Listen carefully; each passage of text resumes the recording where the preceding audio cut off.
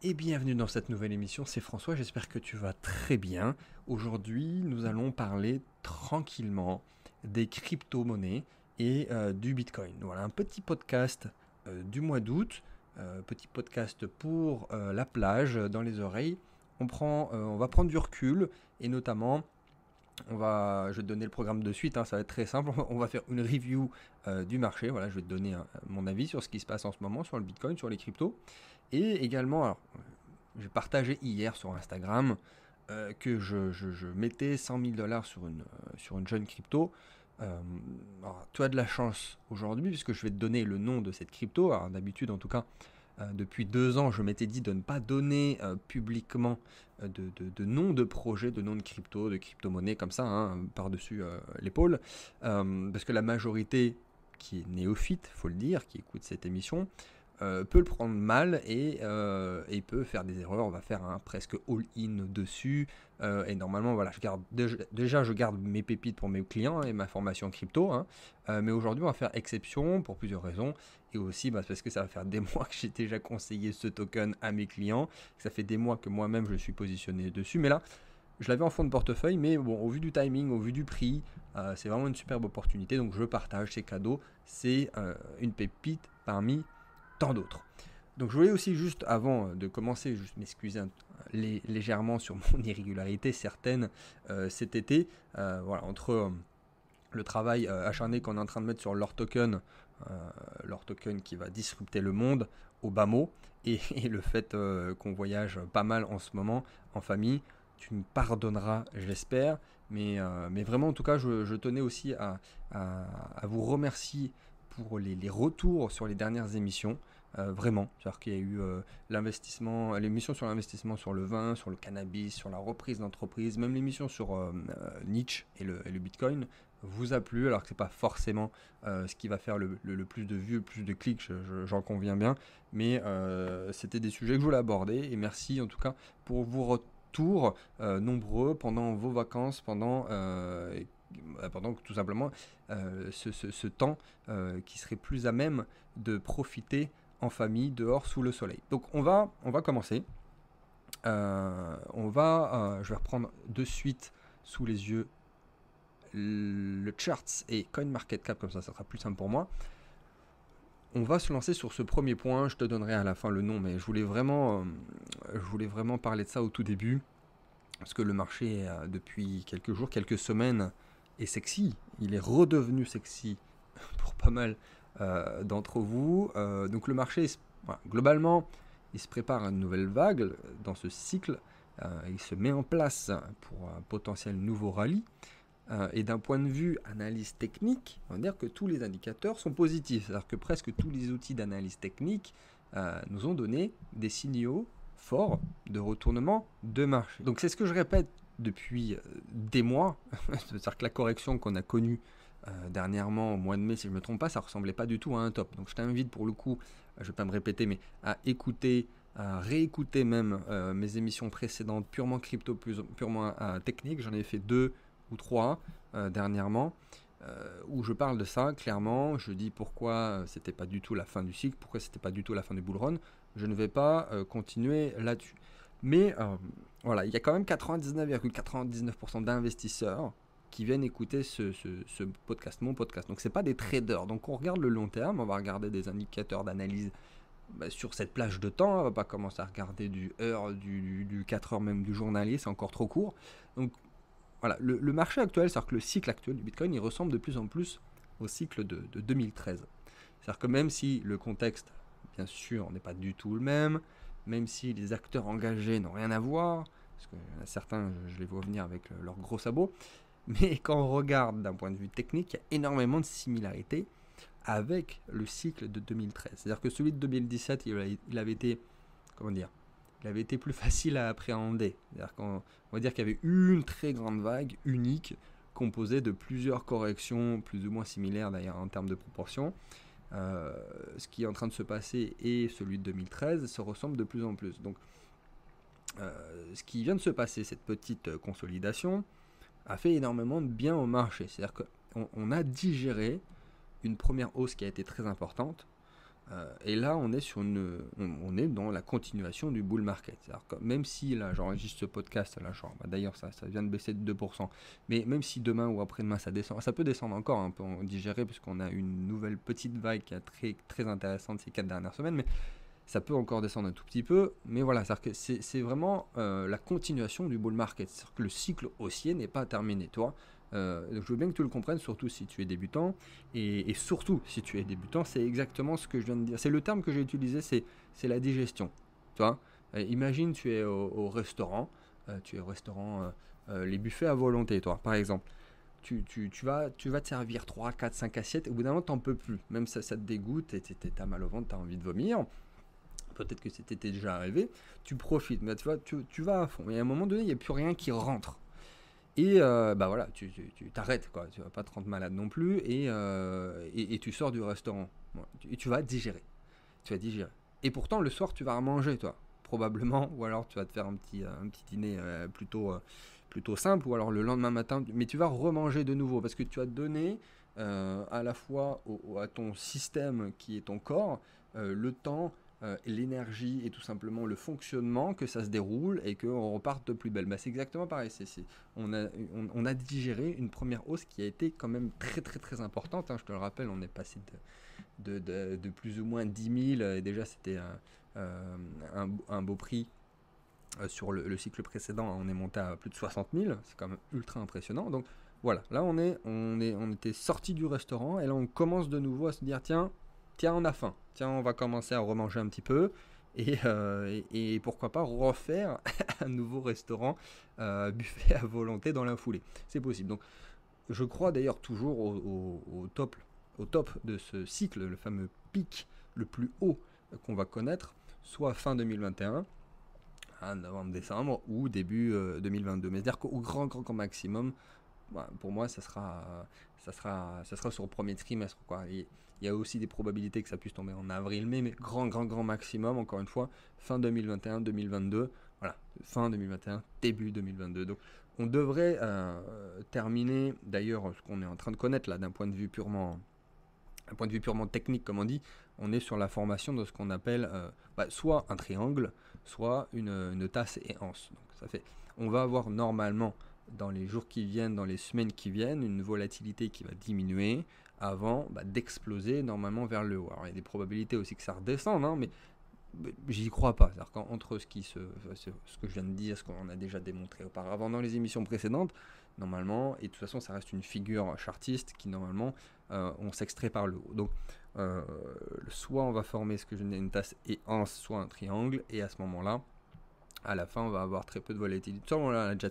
connu plusieurs fois, hein, quand même sur le marché des cryptos, que ça soit en bear ou en bull, des phases, même sur le bottom qu'on a connu en 2018 sur le cycle précédent. À la fin, c'est devenu un stablecoin. Le Bitcoin il bougeait quasiment plus et après ça a explosé à la hausse. Et pareil, avant d'avoir le bull market qu'on a connu, été 2020, pareil, il y a eu très peu de volatilité et ça a explosé vers le haut. Donc c'est un peu la même chose qu'on va connaître sur une peut-être moindre mesure en termes d'échelle de temps, mais c'est l'idée. Donc en général, et pour ne pas dire même systématiquement, la dernière vague d'un cycle est toujours la plus impressionnante. C'est celle qui est exponentielle. Donc on réfléchit intelligemment, voilà, par rapport à ce qu'on vient d'exposer. Et tant qu'on est dans cette figure chartiste en cours, hein, que ce soit triangle ou haute, tasse et anse, bref, c'est toujours un bon moment pour se placer. Alors, les puristes, ils vont me dire qu'il faut attendre justement la cassure vers le haut de cette figure pour valider justement ce qui est vrai.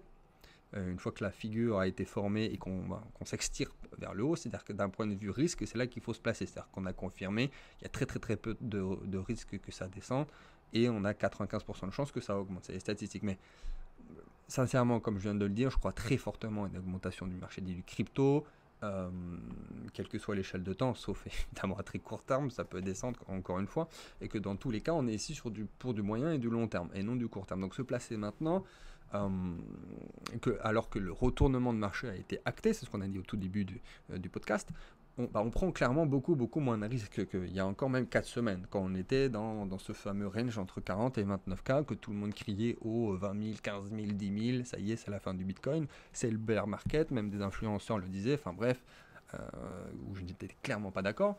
Donc là, oui, ça avait été, à cette période-là, c'était risqué de se placer. Même si au final, le prix était moindre, j'en conviens bien. Mais est-ce qu'il vaut prendre un risque 1 sur 2 de perdre de l'argent et d'avoir un prix intéressant, où il faut avoir 9 chances sur 10, voire beaucoup plus, et avoir un prix qui soit légèrement au-dessus. Techniquement, pour la plupart des gens, on va prendre la deuxième solution. Et c'est ce qu'il faut faire globalement, même si on a toujours, je le répète, plusieurs points d'entrée, et le maximum, on fait du DCA. Bref, parenthèse fermée. Donc là, je m'adresse à toi, peut-être investisseur néophyte. Peut-être que c'est la première fois que tu m'entends, peut-être que ça fait des mois et des mois que tu écoutes mes podcasts. Souvent, j'en ai aussi des comme ça qui me disent sur Instagram, moi, ça fait des mois que je t'écoute, c'est super, je me lance. Bon, ça arrive. Il y en a qui sont un petit peu plus lents, mais c'est ok, chacun son rythme. Du moment que tu rentres sur le marché des cryptos, ça me va. Si tu veux travailler avec moi, donc voilà, c'est maintenant, tout ça pour dire au niveau de ce qu'on est en train de vivre en ce moment, c'est maintenant et voilà, dans les jours et dans les semaines à venir. Ça ne sera pas quand le Bitcoin sera à 100 000. Toi, ça sera probablement plus la peine en 2022 de venir me demander ce qu'il faut faire. Ou même toi de ton côté de commencer à te créer un compte. Ça ne sera pas à ce moment-là, ça ne sera pas quand ça sera à 100K, ça ne sera pas au premier trimestre 2022. Donc voilà, tu as davantage de contenu dans la description, tu as mon programme phare Crypto Révolution si tu veux travailler avec moi. Si tu es déjà client d'ailleurs, parenthèse encore une fois, une nouvelle vidéo update qui arrive dans les heures qui viennent. Parenthèse fermée. Donc on va enchaîner doucement sur cette fameuse crypto. Ça va me permettre de plus de donner quelques conseils par la même occasion, parce que je l'avais déjà fait il y a fort longtemps, et je préfère justement utiliser ce prétexte sur les centaines de messages que j'ai reçus hier sur Instagram en privé. Ça fait toujours plaisir, mais j'ai pas pu répondre à tout le monde. C'est pour ça que je fais cette émission et que j'en profite dans la foulée pour faire ce contenu. Donc, je me répète, je fais une exception ici. C'est pas un conseil de vendre tout ton patrimoine pour tout mettre dessus. Hein. Il faut avoir ce qu'on appelle un money management. Il faut avoir un portefeuille construit en fonction de ton profil, une stratégie d'achat, une stratégie de vente. Toujours en fonction aussi de son niveau, de son âge, de son caractère. Donc je préfère mettre les points sur les i avant que de suite que tu le prennes mal et que tu mettes tout ton livret A dessus. Donc même si j'ai le diplôme de conseiller en investissement financier, je t'invite vraiment à prendre du recul et surtout à travailler sur ton écosystème d'investissement. Pas juste j'achète quoi, tu vois. Pas juste j'écoute un gars sur YouTube. Donc voilà, pour cela, minute de réclame encore une fois, tu as la formation. Mais vraiment là, je le dis, c'est pour toi, pour pas que tu perdes de l'argent. Parce que j'ai assez de clients comme ça. La formation marche toujours très très bien. J'ai besoin de rien faire pour que les gens s'inscrivent à la formation. Dès que le marché recommence à frétiller, ça y est, ça repart. Mais je t'en supplie, je veux pas le même scénario qu'en 2018. Des gens qui écoutaient simplement les podcasts, qui faisaient un peu tout et n'importe quoi, qui n'étaient pas formés, qui ne savaient pas quoi faire, et ainsi de suite. Voilà. Et combien même, si le token fait x10 derrière mon conseil, que tu te places très très bien, que le truc fait x10, x100, et que tu n'as aucun plan d'action, que tu ne sais pas quoi faire techniquement, voilà, tout simplement, contrairement à moi, ou contrairement à d'autres, tu ne vas pas gagner d'argent. Désolé, c'est comme ça. Donc forme-toi, entoure-toi d'experts passionnés, et c'est tout. Voilà, donc après ce teasing et ce warning également, quelle est cette pépite? Donc là également, je vais me mettre sur CoinMarketCap. Donc je ne vais pas faire durer le suspense plus longtemps. Il s'agit d'Eternity Chain. Donc pour les intimes, c'est ERN. Et ERN, donne-moi 2 secondes, voilà, je vais me mettre dessus. On va analyser ça ensemble. Donc en attendant, donc voilà, j'ai vraiment mis 100 000 $ dessus. Hein. Je conseille uniquement ce que je fais. Peut-être qu'il y a des sceptiques comme d'habitude, mais bon, regarde tout simplement mon Instagram. Je l'ai mis dessus, j'ai filmé l'écran et j'ai mis 100 000 dessus.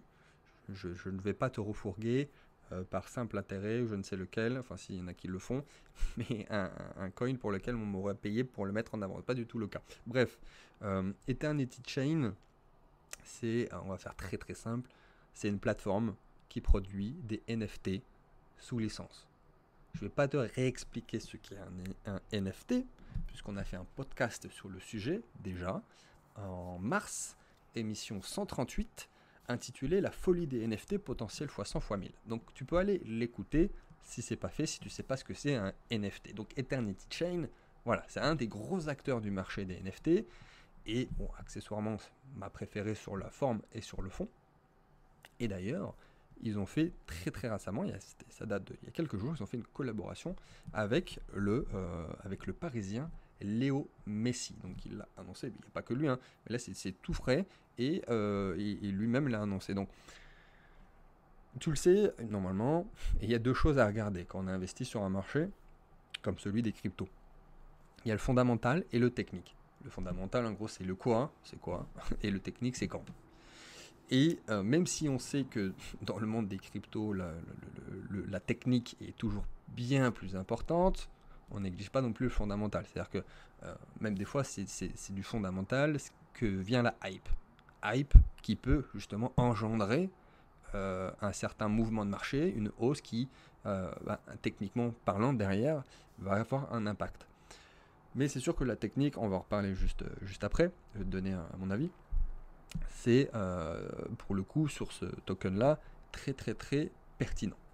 Donc on néglige pas le fondamental non plus, mais ça fait des mois que j'en ai parlé dans ma formation Crypto Révolution, hein, ça fait longtemps que je l'ai présenté au groupe, je l'ai moi-même en fond de portefeuille, mais là, au prix auquel il est, surtout au vu du retournement de marché qu'il vient d'avoir, le fait que le prix soit tombé aussi très bas, qu'il y a eu des signaux d'achat bullish, comme on dit, que la hype est en train de revenir sur les NFT, la news de Messi par exemple il y a quelques jours, et plein d'autres détails.